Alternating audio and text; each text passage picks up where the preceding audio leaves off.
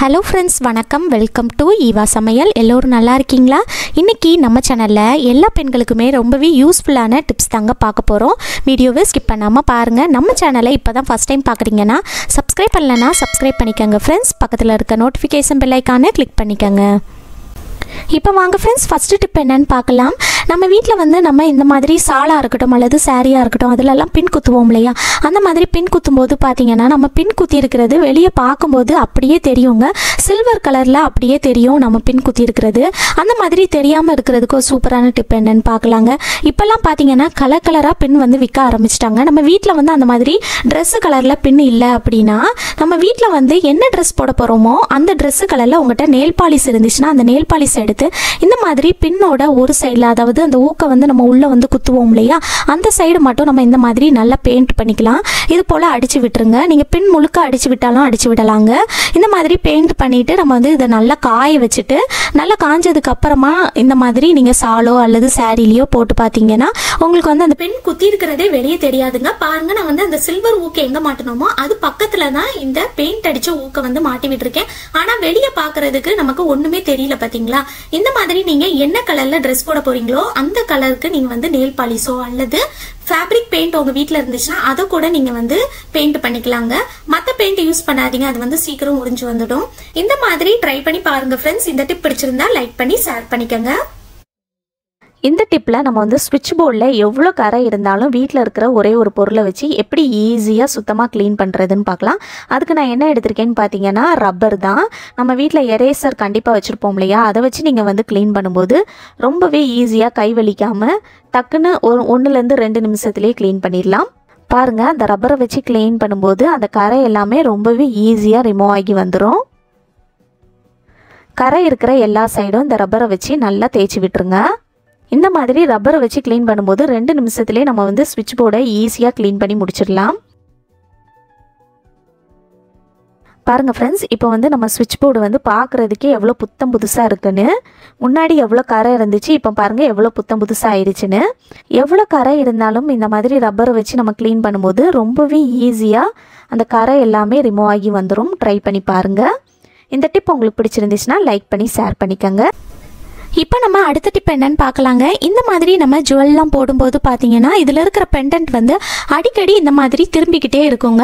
நம்ம ஏதாவது ஃபங்க்ஷனுக்குலாம் இதை போட்டுட்டு போகிறோம் அப்படின்னா நம்ம அடிக்கடி அதை சரி பண்ணிகிட்டே இருக்கிற மாதிரி இருக்கும் இல்லையா? அதுக்கு ஒரு சூப்பரான டிப் என்னன்னு பார்க்கலாங்க.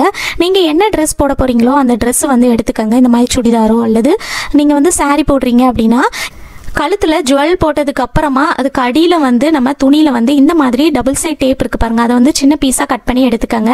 கட் பண்ணி எடுத்துட்டு அதுக்கப்புறமா அந்த துணியில் நல்லா ஸ்ட்ராங்காக ஒட்டி விட்டுருங்க. ஒட்டி விட்டுட்டு அதுக்கு மேலே நீங்கள் அந்த ஜுவல்லோட அந்த பெண்டன்ட் இருக்குது பாருங்கள், அதை இந்த மாதிரி நல்லா டைட்டாக ஒட்டி விட்டுட்டீங்க அப்படின்னா உங்களுக்கு எப்படி போட்டிங்களோ அப்படியே இருக்குங்க. அடிக்கடி நம்ம இதை சரி பண்ணணும்னு அவசியம் இருக்காது. பாருங்கள், இதை நான் கவுத்தி காட்டுறேன், அப்படியே இருக்குது பாருங்கள். கண்டிப்பாக ட்ரை பண்ணி பாருங்கள். இந்த டிப் பிடிச்சிருந்துச்சுன்னா லைக் பண்ணிக்கோங்க. உங்கள் ஃப்ரெண்ட்ஸ் அண்ட் ஃபேமிலி மெம்பர்ஸ் கூட ஷேர் பண்ணிக்கோங்க. இப்போ நம்ம அடுத்த டிப் என்னன்னு பார்க்கலாங்க. நம்ம வீட்டில் இந்த மாதிரி பெரிய பெரிய கம்மல்லாம் வாங்கி வச்சுருப்போம். ஏதாவது ஃபங்க்ஷன்னா நம்ம இந்த மாதிரி பெரிய கம்மல்லாம் போடுவோம் இல்லையா? இந்த மாதிரி வெயிட்டான கம்மல்லாம் நம்ம காதில் போடும்போது நமக்கு அந்த ஓட்டை சில நேரங்களில் வெளியே தெரியும். அதுக்கு ஒரு சூப்பரான டிப் என்னன்னு பார்க்கலாங்க. இந்த மாதிரி கம்மல் சொலையை கலத்தி எடுத்துகிட்டு நீங்கள் கம்மல் போடும்போது டபுள் சைட் டேப்பில் இது போல் நீங்கள் சின்ன பீஸாக கட் பண்ணி எடுத்துக்கோங்க.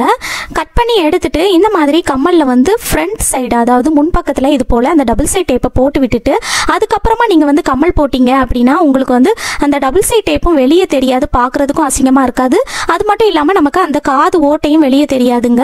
நமக்கு காதும் ரொம்ப தொங்கி இருக்கிற மாதிரி இருக்காது. கண்டிப்பாக ட்ரை பண்ணி பாருங்கள். உங்களுக்கு ஒருவேளை ஓட்டை ரொம்ப பெருசாக இருக்கிற மாதிரி இருக்குது அப்படின்னா இந்த மாதிரி டபுள் சைட் டேப்பை ஃப்ரண்ட்லேயும் போட்டுக்கலாம். ஃப்ரண்ட்டில் போட்டு நீங்கள் காதில் போட்டதுக்கப்புறமா பேக் சைடில் இன்னொரு டபுள் சைட் டேப்பும் போட்டுட்டு அதுக்கப்புறமா நீங்கள் சொறைய போட்டுட்டீங்க அப்படின்னா உங்களுக்கு காது தொங்காமல் இருக்குங்க. அந்த ஓட்டையும் வெளியே தெரியாது, பார்க்குறதுக்கும் நீட்டாக இருக்கும். கண்டிப்பாக ட்ரை பண்ணி பாருங்கள். இந்த டிப் பிடிச்சிருந்துச்சுன்னா லைக் பண்ணி ஷேர் பண்ணிக்கோங்க.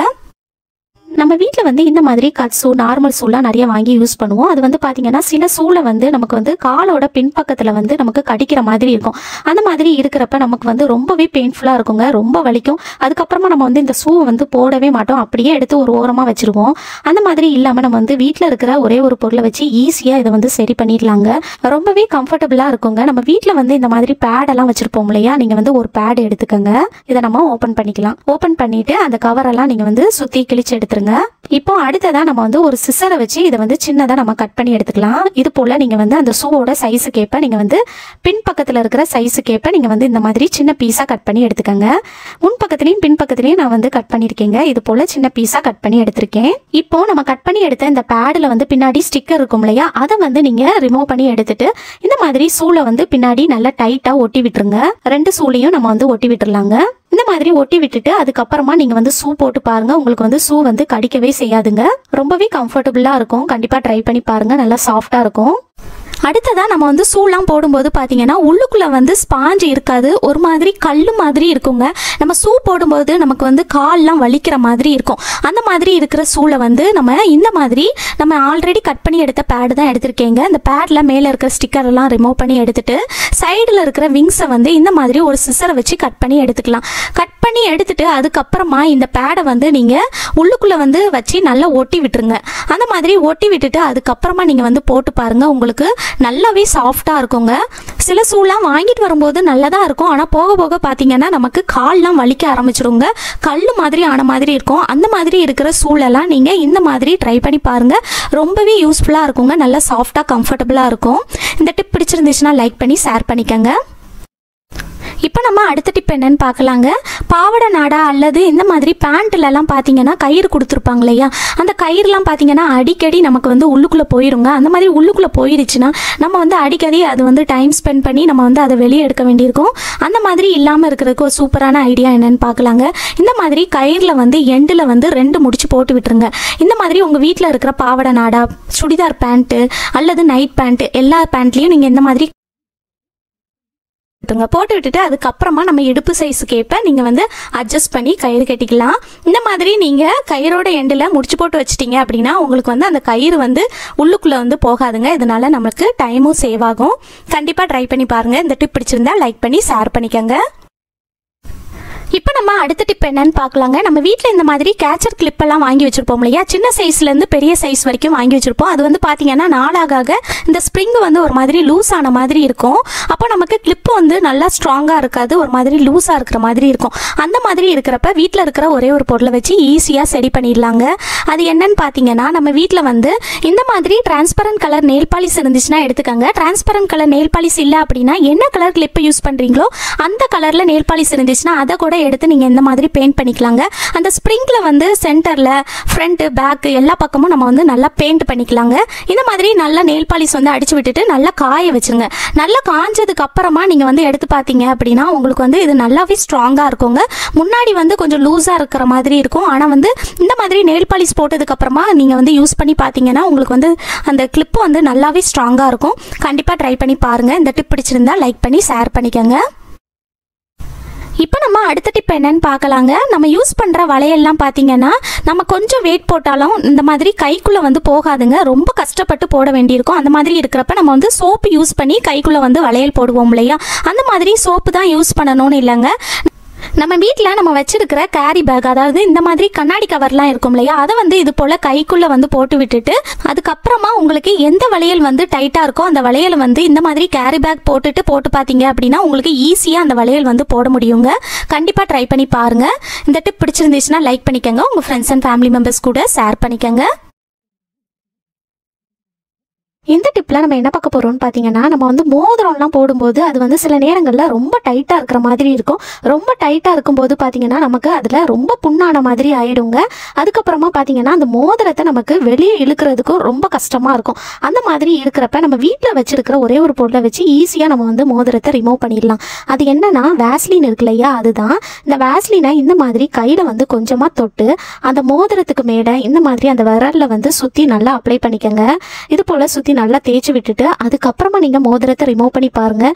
ஈஸியாக அந்த மோதிரம் வந்து நம்மளால் கலத்த முடியுங்க. பாருங்கள் எவ்வளோ ஈஸியாக நம்ம கலத்தி எடுத்துட்டோன்னு. இந்த மாதிரி வேஸ்லின் போடுறதுனால இந்த விரலில் இருக்கிற புண்ணுமே நமக்கு சீக்கிரமாக சரியாயிடுங்க. கண்டிப்பாக ட்ரை பண்ணி பாருங்கள். இந்த டிப் பிடிச்சிருந்தா லைக் பண்ணி ஷேர் பண்ணிக்கோங்க. நம்மள சில பேர் குக்கர் விசில் வந்ததுக்கு அப்புறமா அந்த ப்ரெஷர் ரிலீஸ் ஆகுறதுக்கு முன்னாடியே கரண்டியை வச்சு அந்த ப்ரெஷர் ரிலீஸ் பண்ணுறதுக்கு ட்ரை பண்ணுவோம்.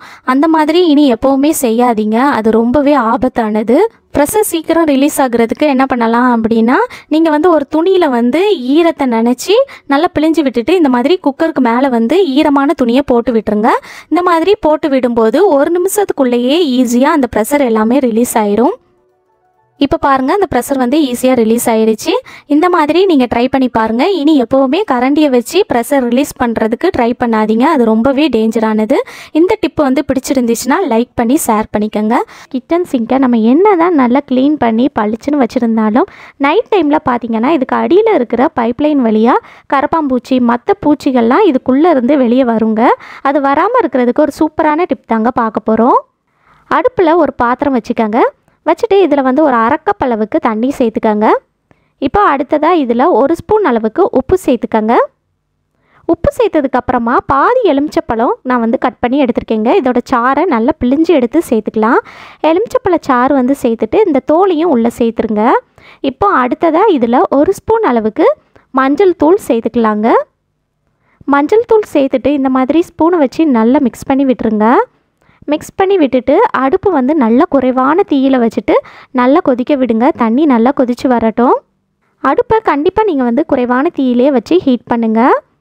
தண்ணி நல்லா கொதித்து வந்ததுக்கப்புறமா நம்ம வந்து ஸ்டவ்வை ஆஃப் பண்ணிடலாங்க. ஆஃப் பண்ணிவிட்டு இதை நம்ம வடிகட்டி எடுத்துக்கலாங்க. மஞ்சள் தூள் பார்த்திங்கன்னா நல்ல ஒரு கிருமி நாசினியாக இருக்குங்க. இந்த மாதிரி நல்லா ஃபில்ட்ரு பண்ணி எடுத்துக்கோங்க.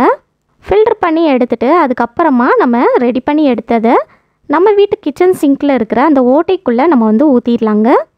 கிச்சன் சிங்க் மட்டும் இல்லாமல் பாத்ரூமில் இருக்கிற சிங்க் ஓட்டைக்குள்ளேயுமே நீங்கள் வந்து ஊற்றி விடலாங்க. இந்த மாதிரி செய்கிறப்ப கரப்பாம்பூச்சி மற்ற பூச்சி எதுவுமே நம்ம வீட்டு பக்கம் வராமல் நம்ம வந்து பார்த்துக்கலாங்க.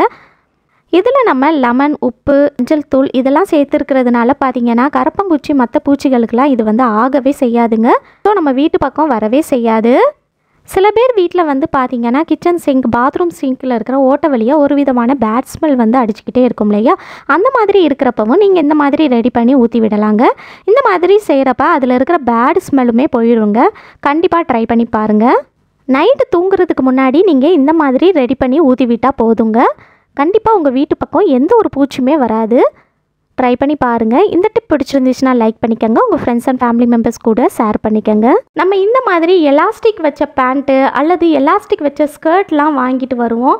அந்த மாதிரி நம்ம எலாஸ்டிக் வச்ச ட்ரெஸ் எல்லாம் யூஸ் பண்ணும்போது பார்த்திங்கன்னா கொஞ்ச நாள்லேயே அந்த எலாஸ்டிக்லாம் போய் இது வந்து ஒரு மாதிரி லூஸ் ஆன மாதிரி ஆயிரும். அந்த மாதிரி நமக்கு வந்து இடுப்புக்கு ரொம்ப லூஸ் ஆயிடுச்சு அப்படின்னா மோஸ்ட்லி நம்ம வந்து தூக்கி போட்டுருவோம் இல்லையா? சில நேரங்களில் வந்து இந்த ட்ரெஸ்ஸு நமக்கு ரொம்ப பிடிச்சிருந்துச்சுன்னா தூக்கி போடவே மனசு இருக்காது. அந்த மாதிரி இருக்கும்போது இதை ஸ்டிச் பண்ணாமலே 5 நிமிஷத்தில் இந்த லூஸாக இருக்கிற எலாஸ்டிக்கை சரி பண்ணி நம்மளால் டைட்டாக போட முடியும். அது எப்படின்னு பார்க்கலாம். ஃபஸ்ட்டு இந்த பேண்ட்டில் முன்பக்கம் எதுன்னு பார்த்து அந்த பக்கமாக நீங்கள் வந்து திருப்பி வச்சுக்கோங்க. இப்போ அடுத்ததாக சென்டரில் வந்து ஒரு ஸ்டிச் கொடுத்துருக்காங்க பாருங்கள். அதுக்கு இந்த சைடும் அந்த சைடும் நம்ம வந்து ஒரு ஓட்டை போட்டு எடுக்க போகிறோம். சிசரை வச்சு கட் பண்ணும்போது நம்மளால் ஈஸியாக கட் பண்ண முடியும். சென்டரில் வந்து ஸ்டிச் கொடுத்துருக்காங்க பார்த்தீங்களா? அதுக்கு வலது பக்கத்துலேயும் இடது பக்கத்துலேயும் கொஞ்சம் கேப் விட்டு இந்த மாதிரி சிசரை வச்சு கட் பண்ணிக்கோங்க. பாருங்கள் நான் வந்து ஓட்டை போட்டு எடுத்துட்டேன். இப்போ அடுத்ததாக நம்ம பாவடைக்கெல்லாம் நாடா போடுவோம் இல்லையா? அந்த நாடா தான் எடுத்திருக்கேன். இந்த மாதிரி ஒரு நாடா எடுத்துக்கோங்க. இப்போ இந்த நாடாவோட ஒரு எண்டில் வந்து ஒரு ஊக்கு போட்டு எடுத்துடலாம். இந்த மாதிரி கொஞ்சம் பெரிய சைஸாக ஊக்கு எடுத்துக்கோங்க. இந்த ஊக்கை வந்து இந்த நாடாவில் போட்டு எடுத்துட்டு நம்ம ஓட்டை போட்டு எடுத்துருக்கோம் இல்லையா? அதில் வந்து ஒரு பக்கத்தில் இந்த மாதிரி அந்த ஊக்கை வந்து உள்ளே விட்டு இந்த மாதிரி நீங்கள் கையை வச்சு அப்படியே தள்ளி தள்ளி விட்டீங்க அப்படின்னா ஈஸியாக வந்துடும். நம்ம பாவாடைக்கெல்லாம் நாடா போடுவோம் இல்லையா? அது போல தான் இந்த மாதிரி ஊக்கை வந்து கொஞ்சம் கொஞ்சமாக மூவ் பண்ணி இன்னொரு பக்கத்தில் இருக்கிற ஓட்டை வழியாக நம்ம வெளியே எடுக்க போகிறோம். இப்போ பாருங்கள் நான் வந்து நாடா போட்டு எடுத்துட்டேன். இந்த மாதிரி நீங்கள் போட்டு எடுத்துக்கோங்க. அவ்வளோதாங்க. நீங்கள் இந்த மாதிரி கயிறு போட்டு எடுக்கும்போது நம்ம இடுப்பு சைஸுக்கேற்ப நம்மளால் அட்ஜஸ்ட் பண்ண முடியும். பாருங்கள் இந்த மாதிரி உங்கள் இடுப்பு சைஸ்க்கேற்ப நீங்கள் வந்து டைட் பண்ணிக்கலாம். இனி உங்கள் வீட்டில் இந்த மாதிரி எலாஸ்டிக் வச்ச பேண்ட்டு, ஸ்கர்ட்டு அதெல்லாம் இந்த மாதிரி எலாஸ்டிக் போய் லூஸ் ஆகிடுச்சு அப்படின்னா 5 நிமிஷத்தில் நீங்கள் டக்குன்னு இந்த மாதிரி ரெடி பண்ணிடலாங்க. அகெயின் நம்ம வந்து ரீயூஸ் பண்ணிக்கலாம். கண்டிப்பாக ட்ரை பண்ணி பாருங்கள். ஓகே ஃப்ரெண்ட்ஸ், இந்த வீடியோ உங்களுக்கு ரொம்பவே யூஸ்ஃபுல்லாக இருந்திருக்கும்னு நினைக்கிறேன். ஏதாவது ஒரு ஐடியாவாவது உங்களுக்கு ரொம்பவே பயனுள்ளதாக இருந்திருக்கும்னு நினைக்கிறேன். பிடிச்சிருந்தால் லைக் பண்ணி ஷேர் பண்ணிக்கோங்க. நம்ம சேனலை இப்போ தான் ஃபஸ்ட் டைம் பார்க்குறீங்கன்னா சப்ஸ்கிரைப் பண்ணலன்னா சப்ஸ்கிரைப் பண்ணிக்கோங்க. பக்கத்தில் இருக்க நோட்டிஃபிகேஷன் பெல் ஐக்கானை கிளிக் பண்ணிக்கோங்க. தேங்க்யூ.